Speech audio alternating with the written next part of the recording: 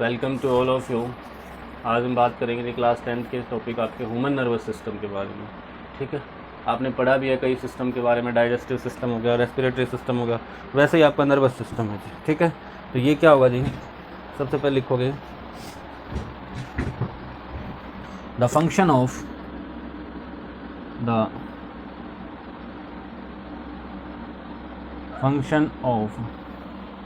Human nervous system is human nervous system is to coordinate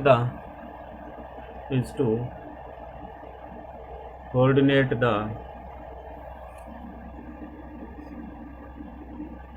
activity of our body।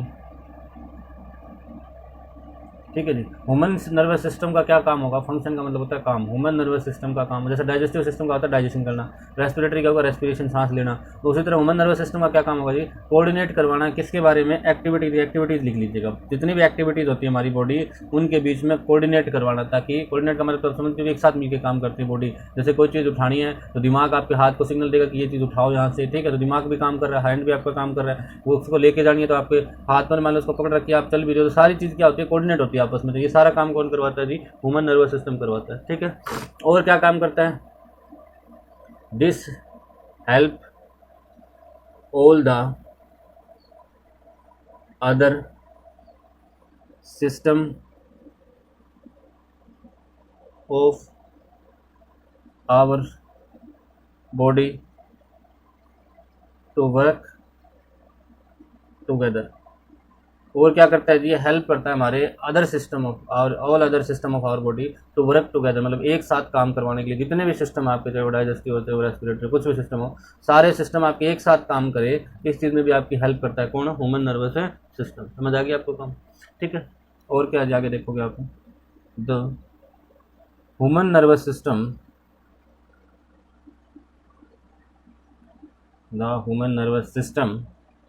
Receive information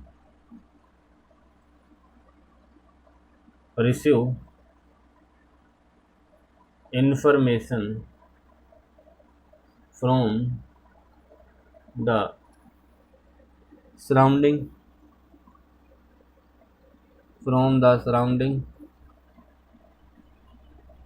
फिर process it, फिर हो जाएगा interprets it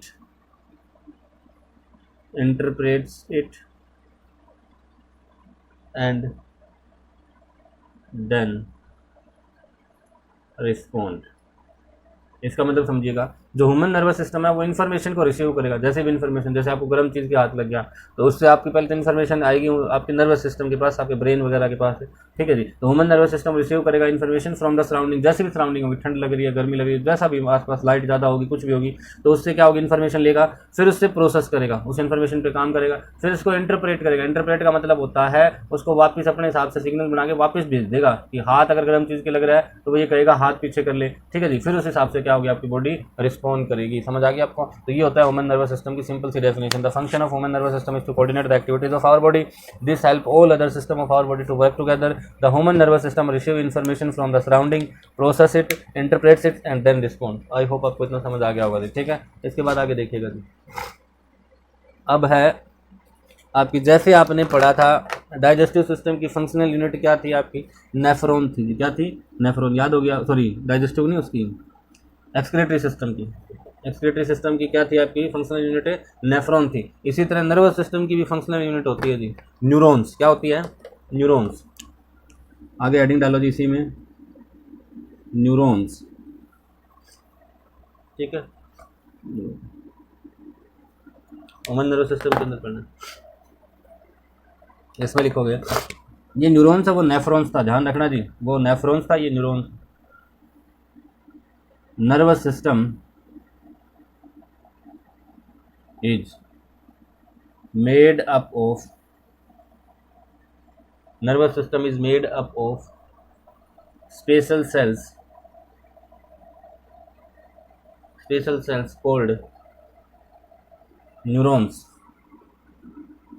जो nervous system है वो एक स्पेशल टाइप की सेल से बना होता है, उन्हीं को क्या कहा जाता है जी, न्यूरॉन्स कहा जाता है। ठीक है, न्यूरॉन्स क्या है जी, it is structural and functional unit of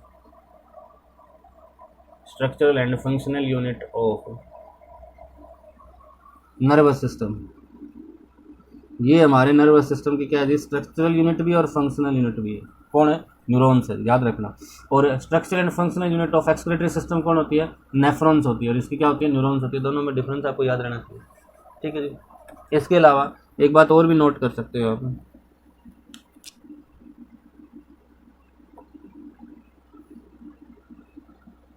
neuron is largest cell in our body. Neurons क्या है जी, हमारी बॉडी की सबसे लार्जेस्ट सेल है, सबसे बड़ी सेल है। अगर आपसे पूछ ले कि हमारी बॉडी की सबसे बड़ी सेल का नाम बताओ, तो वो क्या होगी, न्यूरॉन्स। और क्या न्यूरॉन्स होती क्या है जी, न्यूरॉन जो हमारा नर्वस सिस्टम है वो is made up of special cell, जिनको क्या कहा जाता है, न्यूरॉन्स कहा जाता है। It is structure and functional unit of nervous system. और ये क्या होती है जी, स्ट्रक्चरल और फंक्शनल यूनिट होती है किसकी, नर्वस सिस्टम की। इसके अलावा neuron is the largest cell है इन आवर बॉडी। हमारी बॉडी की सबसे लार्जेस्ट सेल भी क्या कहलाती है, न्यूरॉन्स। अब हम बनाएंगे जी न्यूरॉन का डायग्राम। ठीक है,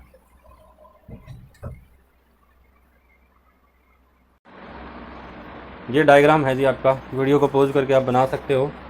न्यूरॉन्स का डायग्राम है। ठीक है, जो न्यूरॉन्स की आपको बात कर रहे थे उसका डायग्राम है। मैं आपको बता देता हूँ कि क्या है जी। तो ये स्ट्रक्चर आपको दिख रही है बाहर की तरफ निकली हुई, इनको कहा जाता है डेंड्राइट्स। क्या कहा जाता है जी, डेंड्राइट्स। ठीक है, ये जो बार बार होती है ये सेल की बॉडी होती है, इसी सेल की बॉडी, सेल बॉडी नाम रखती है।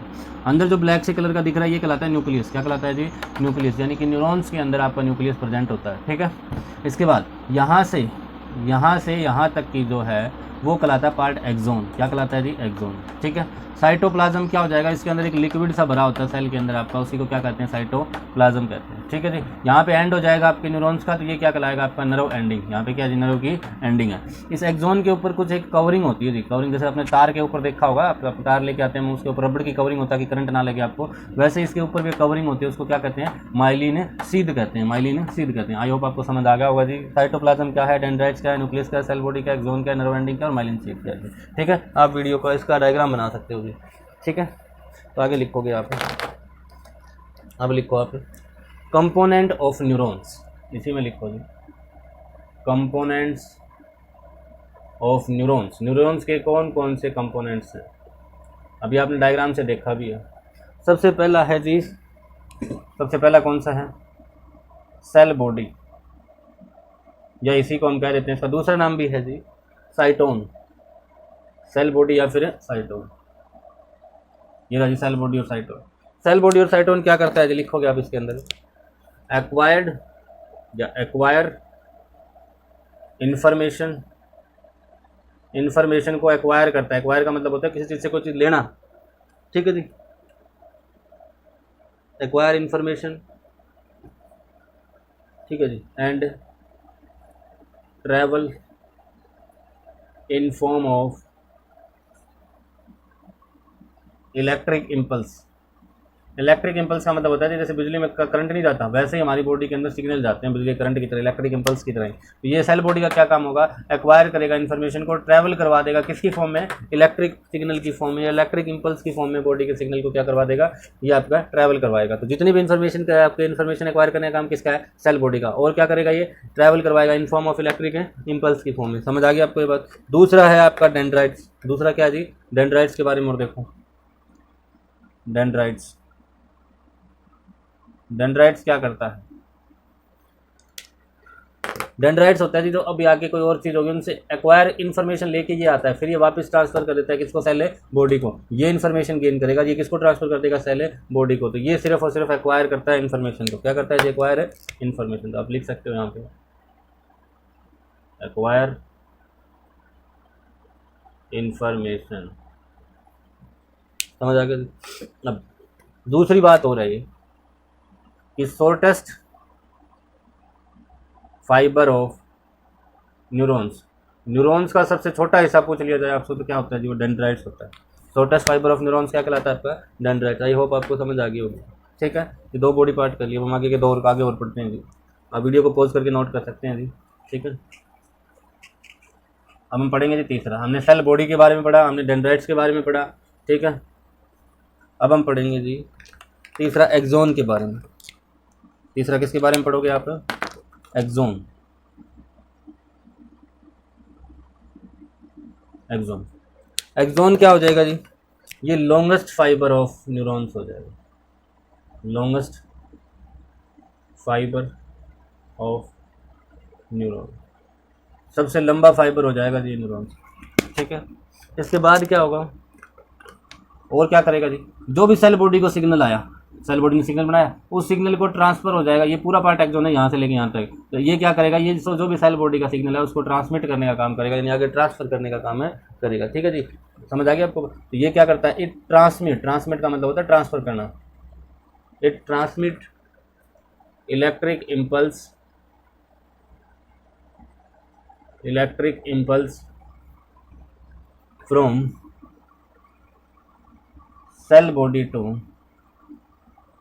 from cell body to dendrites of next neuron। अब क्या होता है जी? ऐसे ऐसे करके एक न्यूरॉन ये होगा, एक न्यूरॉन इसके आगे मिलेगा, एक न्यूरॉन आगे मिलेगा। तो एक्सोन का काम क्या होगा? सेल बॉडी से जो भी सिग्नल आया उसको आगे वाले जो न्यूरॉन्स बैठा है उस तक सिग्नल को ट्रांसफर करना जी। आगे वाले को क्या करना? सिग्नल को ट्रांसफर करना। समझ आ गई आपको बात? चौथा आपका है माइलिन शीथ। ये क्या काम करता है? अभी मैंने आपको बताया कि इलेक्ट्रिक इंपल्स की फॉर्म में सिग्नल ट्रांसफर होता है। तो मान लो एक एक्सोन दूसरे एक्सोन के साथ बाई चांस टच कर जाए, एक एक्सोन किसी और के साथ टच कर जाए, तो यहाँ से इलेक्ट्रिसिटी होती है, जैसे तार होता है आपका ऊपर कवरिंग क्यों लगाई जाती है? ताकि उससे कोई करंट ना लगे। वैसे अगर यहाँ से अगर इलेक्ट्रिक इंपल्स तो फिर और कहीं ट्रांसफर हो सकती है कि नहीं हो सकती है? इसीलिए क्या किया जाता है जी? ये इंसुलेटेड होती है। इंसुलेट का मतलब होता है करंट नहीं लगता, इनके ऊपर कवरिंग करने का काम किसका होता है जी? माइलिन शीथ का, ठीक है। तो ये लिखोगे जी insulation cover, insulation cover around axon. Axon के बाहर का इंसुलेशन कवर क्या होता है? माइलिन शीथ होता है। समझ आ गई आपको बात? फिर ये बात आती है कि किसका बना होता है? जैसे तार में तो आपका रबड़ का बना होता है, यहाँ रबड़ थोड़ी होता है ह्यूमन बॉडी में। तो ये होता है जी made up of fat and protein. किसका बना होता है जी? फैट और प्रोटीन का बना होता है। आई होप आपको समझ आ गया होगा जी, ठीक है। बोलो इतना क्लियर है जी? इसके बाद ठीक है, इसके बाद हम आगे चलेंगे जी, ठीक है। आप वीडियो को पॉज करके नोट कर सकते हैं जी।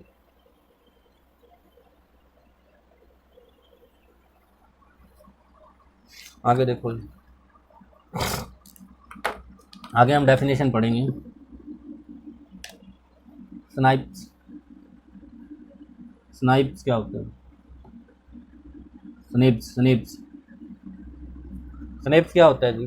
जैसे एक न्यूरॉन ये हो गया, एक न्यूरॉन और आएगा इससे आगे, तो उनके बीच में थोड़ा सा गैप होता है। उनके बीच में क्या होता है? थोड़ा सा गैप। जैसे मान लो एक न्यूरॉन और यहाँ से स्टार्ट होगा, बीच में गैप होता है। गैप में क्या होता है जी? केमिकल भरा होता है। बीच में क्या होता है? गैप में केमिकल भरा होता है। तो अब क्या काम होगा जी? देखो, अब आपका सिग्नल आया, इलेक्ट्रिक सिग्नल, अब बीच में पड़ा है गैप और बीच में क्या पड़ा है? केमिकल। यानी इलेक्ट्रिक सिग्नल किस में कन्वर्ट हो जाएगा?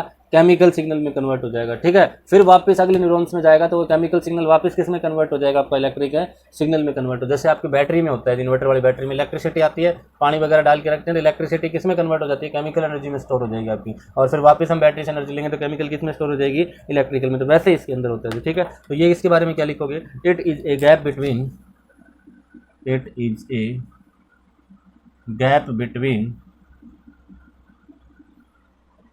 the nerve ending, gap between the nerve ending of one neurons,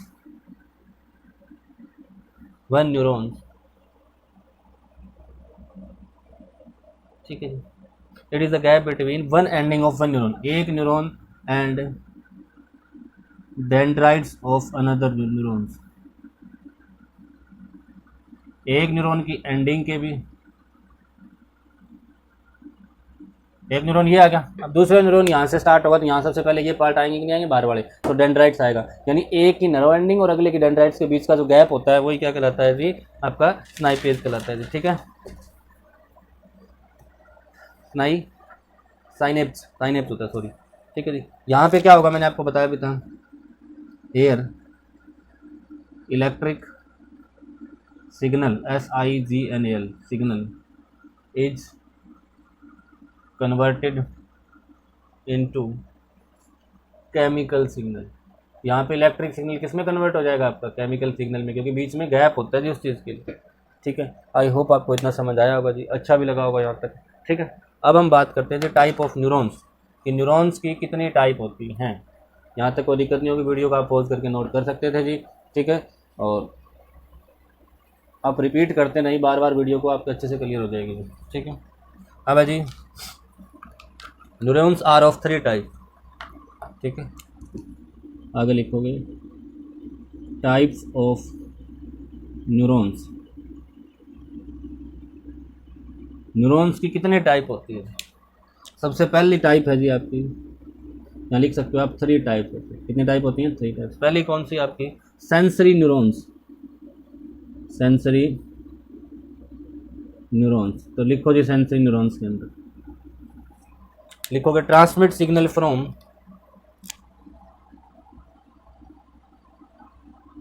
transmit signal from sensory cell, from sensory cells।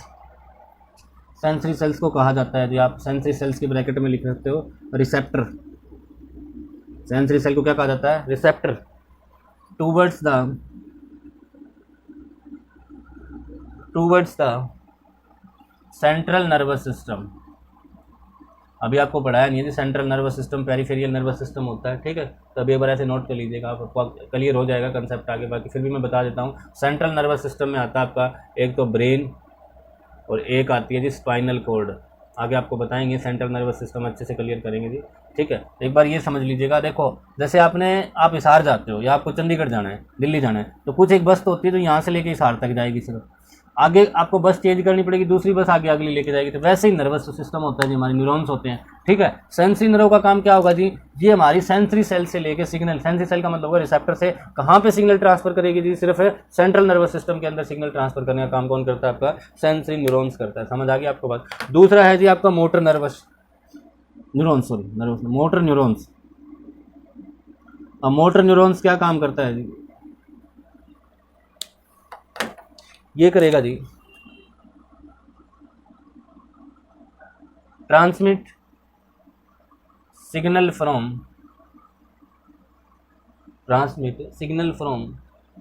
Central nervous system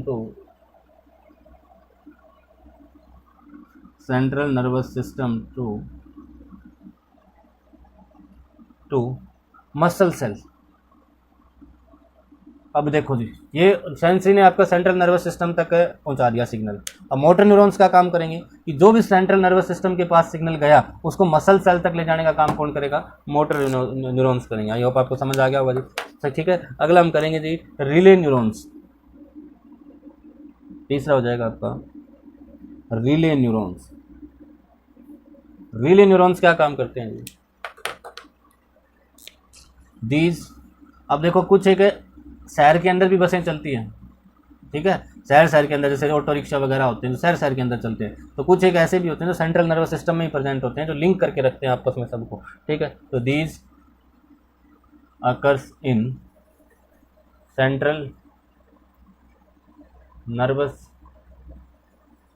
system where they serve as link between other neurons. ये क्या करते हैं जी? कहाँ पे होते हैं? आपके central nervous system में होते हैं और लिंक करने का काम करते हैं सारे न्यूरॉन्स को। ठीक है, समझ आ गई जी आपको? ठीक है, इसके बाद ये था आपका टाइप ऑफ न्यूरॉन्स। एक डेफिनेशन और रहती है आपकी, वीडियो को पॉज करके आप नोट कर सकते हैं। नहीं समझ आ रहा है तो बार बार रिपीट करते रहेंगे, आपको अच्छे से क्लियर हो जाएगा। ठीक है, अब हम आगे चलते हैं। नेक्स्ट आपकी न्यूरो ट्रांसमीटर सब्सटेंस क्या होती है? इसी में डेफिनेशन आपकी न्यूरॉन्स के अंदर ही, न्यूरो ट्रांसमीटर सब्सटेंस क्या होती है? देखो अभी अभी आपने पढ़ा कि एक न्यूरॉन्स मान लो इधर था, एक न्यूरॉन्स इधर था, इनके बीच में क्या होता है जी, गैप होता है, और बीच में किससे भरा होता है, ये केमिकल से भरा होता है, पढ़ा था ना आपने, देखा था अभी। और वो ही केमिकल क्या कहलाता है आपका, न्यूरो ट्रांसमीटर सब्सटेंस। उसी केमिकल को क्या कहते हैं, न्यूरो ट्रांसमीटर सब्सटेंस कहते हैं। ठीक है, तो आप लिखोगे इसके अंदर द नर्व इम्पल्स, जो भी आपकी नर्व इम्पल्स होगी, इलेक्ट्रिक इम्पल्स होगी, are carried out over a small gap between neurons. जो भी न्यूरॉन्स होता है उनके बीच में के गैप से क्या होती है जी, आपकी ये आपकी इम्पल्स ट्रांसफर होती है। ठीक है, समझ आ गई आपको बात। दिस गैप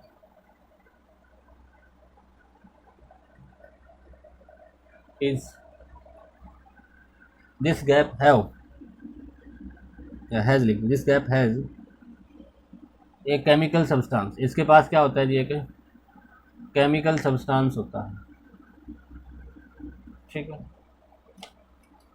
कोल्ड, उसी को क्या कहा जाता है जी, न्यूरो ट्रांसमीटर सब्सटेंस का। समझ आ गई आपको बात, कि जो दो न्यूरॉन्स के बीच में गैप होता है, उसी गैप के अंदर जो केमिकल भरा होता है उसी को क्या कहते हैं जी, neurotransmitter substance. I hope आपको समझ आया होगा जी, वीडियो अच्छी भी लगी होगी। ठीक है, अगर अच्छी लगी हो तो लाइक ज़रूर करें जी, कमेंट सेक्शन में बताएं आपको कैसा लग रहा है, नहीं भी समझ आ रहा है तो भी बताएं, वीडियो कैसे बनानी चाहिए तो भी बताएं आप। ठीक है जी, तो कमेंट सेक्शन में आप अपनी राय जरूर दें, अच्छी लगे तो लाइक ज़रूर करें जी, और शेयर ज़रूर करें। अगर आप पहली बार देख रहे हो यूट्यूब चैनल तो सब्सक्राइब करना भी ना भूलें। इसके अलावा आप सेफ़ रहें, घर पे रहें जी, कोविड-19 की सिचुएशन पे अफवाहों पे बिल्कुल ध्यान ना दें। ठीक है जी, जो सरकार की गाइडलाइन है, जो डॉक्टरों की गाइडलाइन आ रही है, प्लीज़ उसको फॉलो करें। ठीक है जी, बाकी कोई और अफवाह के ऊपर ध्यान ना दें, मास्क का यूज़ करें, अपनी प्रॉपर जो डिस्टेंस है वो मेंटेन करके रखें जी, और सेफ़ रहें, खुद को सेफ़ रखें, अपनी फैमिली को सेफ़ रखें जी। Thank you, have a nice day.